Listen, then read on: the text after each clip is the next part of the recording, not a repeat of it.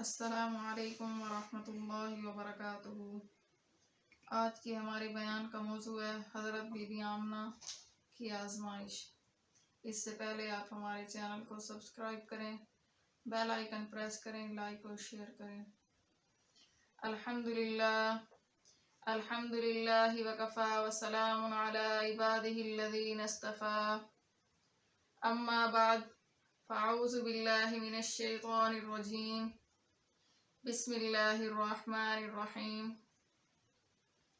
سبحان ربک رب العزت عما یصفون وسلام علی المرسلین والحمد للہ رب العالمین۔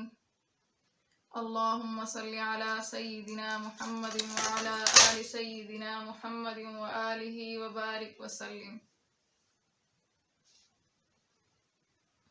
حضرت بی بی آمنہ فرماتی ہیں، شادی کے چند مہینوں کے بعد مکہ مکرمہ کا ایک قافلہ تجارت کے لیے بلاد شام کی طرف گیا۔ حضرت عبداللہ بھی اس قافلے کے ساتھ گئے۔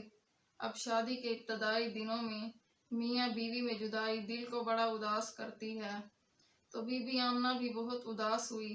حضرت عبداللہ نے وعدہ کیا کہ اداس نہ ہوں، میں جلدی آ جاؤں گا، اور ساتھ یہ بھی کہا کہ جب قافلے کے آنے کی گھنٹی بجے تو اس وقت دروازے پر میرا استقبال کرنا، میں بھی تمہیں محبت سے ملوں گا۔ یہ وعدہ کر کے حضرت عبداللہ چلے گئے۔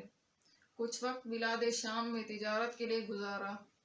جب وہاں سے واپس تشریف لانے لگے تو مدینہ منورہ میں حضرت عبداللہ کو بخار ہو گیا، اور ایسے بیمار ہوئے کہ ان کے لیے سفر کرنا ممکن نہ تھا۔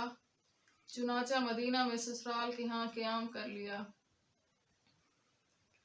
جب وہ قافلہ مکہ مکرمہ پہنچا اور گھنٹی بجی تو بی بی آمنہ بہت خوش ہوئیں کہ میرے شوہر آ گئے۔ چنانچہ دروازے پر آئیں۔ قافلے کے لوگ اپنے اپنے گھروں کو چلے گئے، مگر حضرت عبداللہ نہ آئے۔ بی بی آمنہ اور زیادہ پریشان ہوئیں۔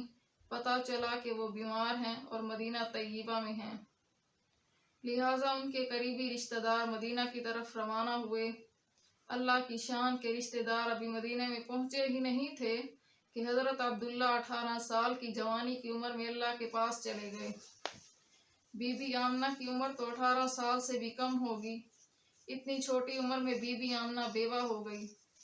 اب سوچئے کہ بی بی آمنہ پر کیا بیتی ہوگی۔ وآخر دعوانا الحمد للہ رب العالمین۔